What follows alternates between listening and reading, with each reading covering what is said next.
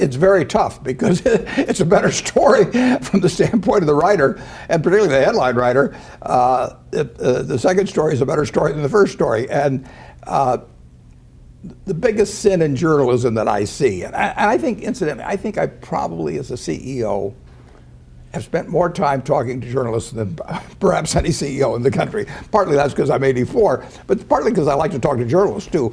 But the greatest sin they commit, you've got to start a story with a hypothesis. I mean, you're looking into something because you have a working hypothesis, but you have to give up that hypothesis if it turns out not to be correct, or if it's misleading in a major way. So I always worry about the journalist that calls me. They've decided what story they're working on, and all they're looking for is confirmatory evidence. So I call it quote shopping. They'll talk to me for 45 minutes hoping they get one quote that confirms their story, and ignoring the other 43 minutes when I tell them things that should limit the story. So it's very natural. You know, you get time invested in it. You've got this working hypothesis, you know, terrible what Walmart does with their employees or whatever it may be. And you may have some people who have an interest in it feeding you a lot of material along that line.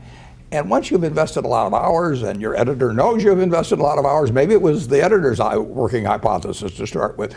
Now you got to go back and tell him he's wrong, or her. I mean, there's a lot of momentum toward a bad story. There's a lot of momentum toward a good story too. But you have to be able as a writer to say, my hypothesis is no longer correct. And all it was a hypothesis. That's no sin to say that, but it's hard to do.